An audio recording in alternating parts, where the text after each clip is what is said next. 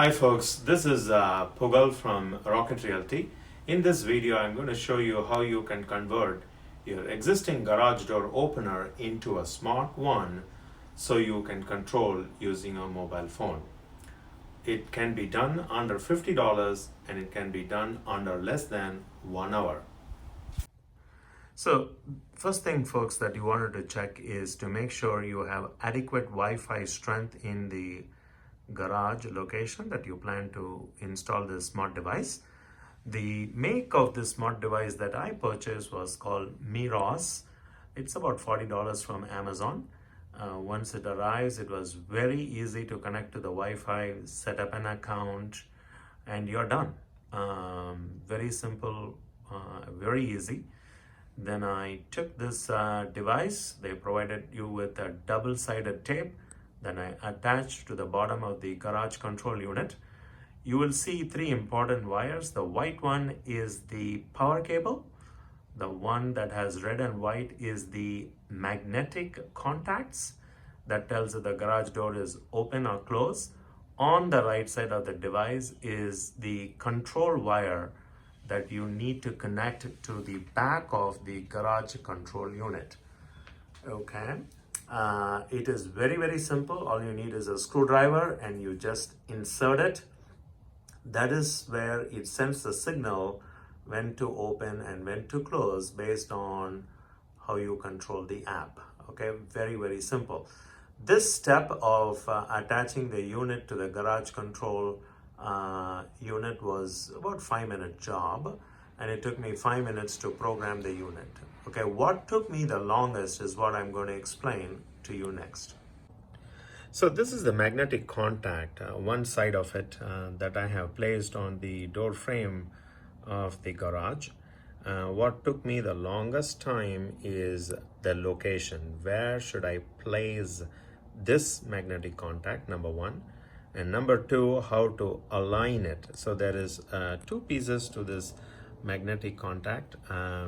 So one piece is here, the other piece is actually in the cavity of the garage door.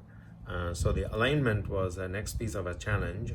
The third piece of a challenge that I faced was how could I secure it so that as the garage door opens and closes, it stays and doesn't fall down. Okay, that took me the longest amount of time. So here is another view of how those two magnetic contacts are aligned and secured. One is attached to the door frame of the garage, and the other is actually attached to the garage itself. Now, when they are aligned and secured, it creates a magnetic field, which means the door is closed.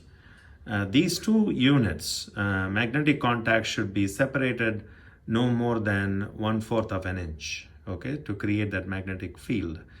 So when they are within 1/4 of an inch and they are aligned, that means the door is closed.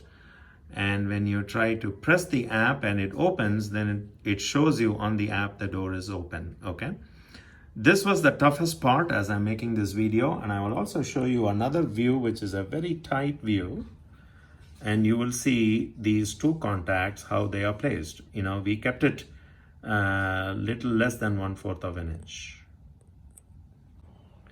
So in order to secure this onto the garage door frame, folks, what I have to do is I have to remove these railings.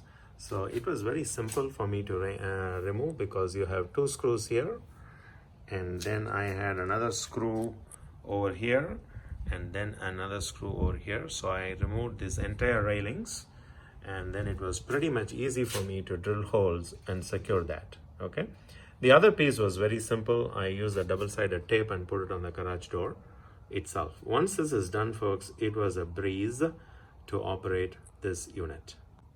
The last thing I did, which took about 15 minutes of time, this wire is about 10 to 15 feet long, okay?